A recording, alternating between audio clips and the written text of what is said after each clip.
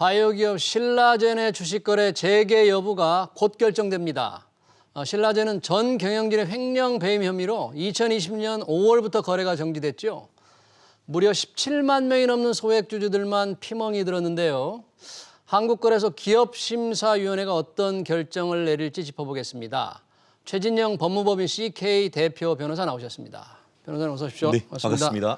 지금 한국거래소 기업심사위원회에서 저희가 토론하려고 하는 지금 이 신라젠 상장 적격성 심사를 지금 하고 있지 않습니까? 자칫하면 상장 폐지가 될 수 있고 아니면 내일부터 거래가 재개될 수도 있는데 신라젠 그동안 어떻게 해서 지금 거래 정지 상태까지 왔죠? 그렇습니다. 천당이냐 지옥이냐 이것이 문제로다 이런 것 같습니다. 네. 지금 재개가 상장이 유지된다고 하면은 이제 거래가 재개되는 것이고 그렇지 예. 않다고 하면은 상장 폐지 절차로 가는데 예. 말씀하시는 것처럼 2020년 5월 4일 예. 어린이날 전날 이 말씀하신 것처럼 이 소액주주들은 악몽에 시달렸던 것이죠. 2020년 5월 4일 날 거래 정지가 되었고 예. 그로부터 한 달쯤 뒤에서 이제 그 거래소에서 상장 그 적격적 심사를 들어가면서 네. 실제로 지금 11월 달에는 기업심사위원회에서 개선 기간 1년을 줬습니다. 세 가지 숙제를 줬는데요. 예. 하나는 뭐냐면은 예. 경영권의 투명성을 확보하라. 경영권의 투명성이요. 그렇죠. 네. 그리고 재무 건전성도 입증하라. 나아가서 예. 기업의 지속 가능성 이 세 가지를 주면서 네. 기업을 살릴 수 있는 방안을 1년 동안 줄 테니까 그거 성실하게 해서 그 결과물을 숙제를 제출해라라고 했는데 그 기간이 지난 11월 30일 날로 마감이 됐고 네. 그 평가를 가지고 오늘 지금 그 현재 이 시간에 오늘 오후 2시부터 해서 지금 이 기업심사위원회가 네. 이것을 살릴 것인가 상장 폐지할 것인가를 두고 지금 경론을 벌이고 있는 그런 상태인 것 같습니다. 아, 그러군. 지금 이제 경론을 벌이고 있을 텐데 말씀해 주신 것 중에서 2020년 5월 4일 거래 정지된 배경이 전 경영진들의 배임이었습니까? 그렇습니다. 말씀하신 것처럼 가장 문제되는 것이 최근에 지금 보면은 뭐 그 오스템 임플란트 같이 네. 내부적인 어떤 경영진의 어떤 그 배임 횡령 문제 그리고 나아가서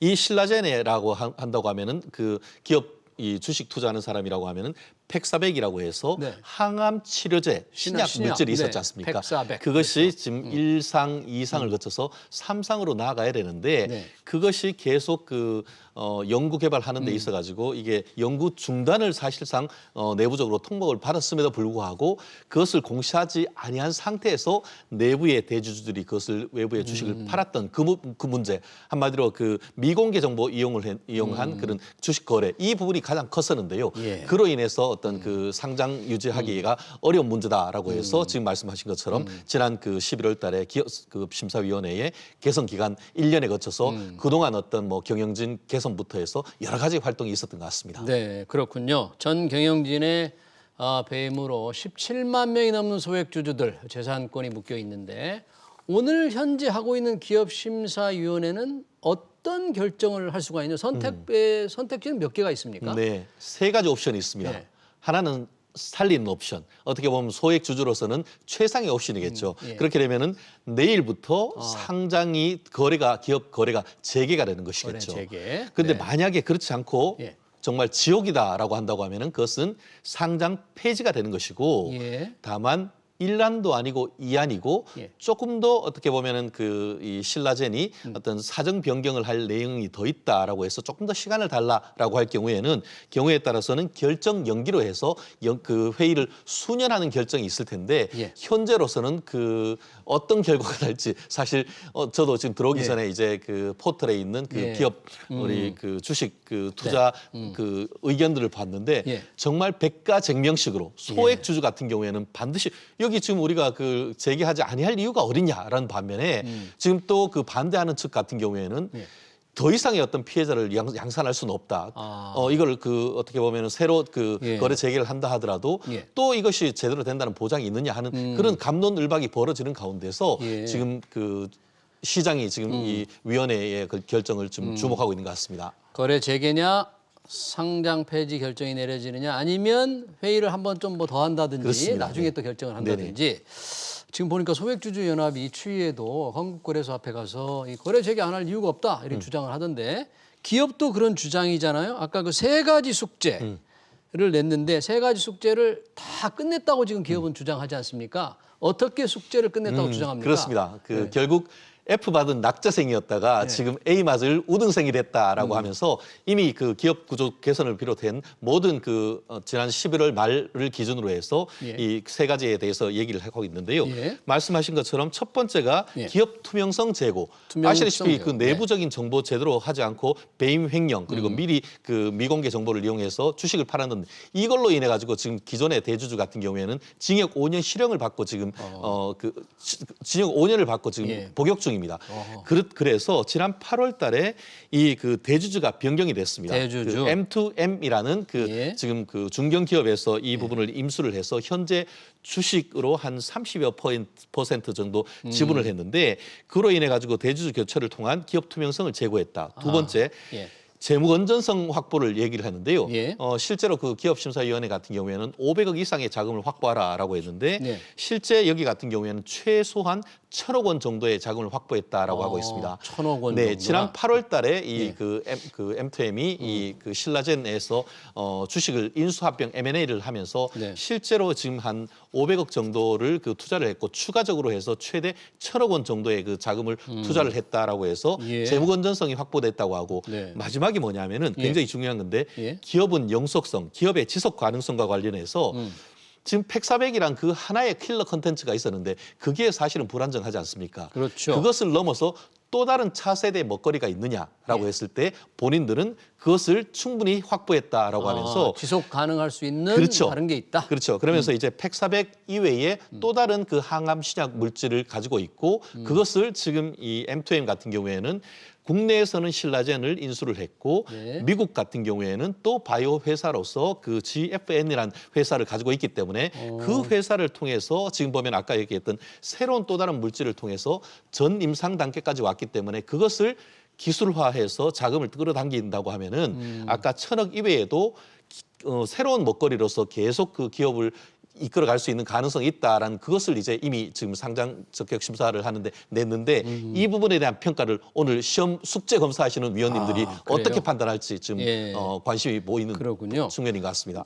그 변호사님 마지막에 말씀해 주신 그 팩사백도 지금 임상 이상이 지금 환자 모집이 좀 어느 정도 순조롭게 되고 있다고 주장하는 건가요? 네, 그렇습니다. 그 부분 같은 경우에도 지금 그 뭐 시장에서는 또 여러 가지 있고 미국의 상황이 어떤지에 대해서는 얘기가 되고 있습니다만 지금 이 부분과 관련해 가지고는 지금 본인들 같은 경우에는 순조롭게 지금 진행되고 있기 때문에 이 부분에 대한 어떤 해외에서의 어떤 기술화라든가 이런 부분이 충분히 가능하다고 하는데 예. 다만 이 부분에 있어서 그동안에 있었던 그 시험군 어떤 네. 모집군이나 이런 분들의 좀 문제가 있다는 그런 얘기가 있는데 그 부분을 어떤 식으로 오늘 위원회에서 이 극복을 시킬지 제가 알기로는 오늘 위원회에 실제로 이게 그 M2N에서 가서 프레젠테이션까지 하는 것으로 제가 그 언론 보도를 봤는데 예. 그런 부분에 대한 질의응답에서 어떤 식의 어떤 그 의문을 해소하는지도 굉장히 중요할 것 같습니다. 그렇군요. 이 투명성 제고를 위해서 최대 주주가 바뀌었는데 말씀하신 M2N 시청자들은 조금 낯설 수도 있을 텐데 M2N은 어떤 회사예요?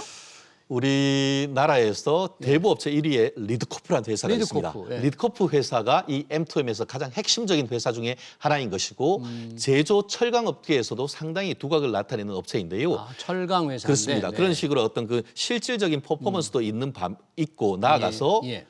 한화의 김승현 회장의 처남이 실질적인 오너를 하고 있는 그 회사여서 김승현 회장의 이른바 처남이. 범한화가의 네. 반개 회사다 이렇게 지금 보여 있어서 네. 그와 같은 어떤 대기업의 후광도 업을 수 있다는 그런 장점도 있기 때문에 지난 네. 8월 달에 있어서의 어떤 M&A에 있어서 낙점을 받은 회사였고 지금 현재로서는 지금 말씀드린 것처럼 이미 이 사실 몸집으로 말하면은 M2M이 종전 예. 이 신라젠의 네. 어떤 시가총액의 절반밖에 안 됩니다만 실질적으로 그 자금력이라든가 어떤 바이오에 대한 어떤 미래에 대한 네. 투자의 비전 이런 측면에서는 상당히 좀 시장에서는 호평을 받고 있는데 좋은 평가를 받고 그렇죠. 있군요. 좋은 평가를 받고 네. 있는데 그런 부분이 오늘 그 위원회에서 어떻게 평가될지도 정말 중요한 포인트인 것 같습니다.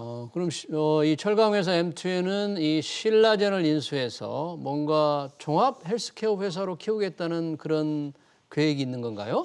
말씀하신 것처럼 지금 그 전체적인 구조 자체가 예. 한국에서는 그 아까 말씀드린 그 M&N이 네. 있고 거기에서 신라젠을 인수하고 신라젠도 사실은 미국의 그 실리콘밸리 그쪽으로 해서 회사가 있는데 예. 그와 함께 미국에 있는 그 회사를 별도로 지금 그 M&N에서 인수를 했기 때문에 서로 이 3자 간의 어떤 시너지를 통해 가지고 말씀하시는 것처럼 예. 기존의 금융과 제조 회사를 뛰어넘어서 차세대 먹거리로서 바이오 산업에까지 진행하는 그런 야심찬 그 어떤 계획을 가지고 있는데 예. 이번에 오늘 있었어요. 어떤 상장 그 네. 유지를 할지 여부가 이번 이 네. M&N의 어떤 미래를 결정하는데 굉장히 중요한 포인트인 것 같습니다. 네.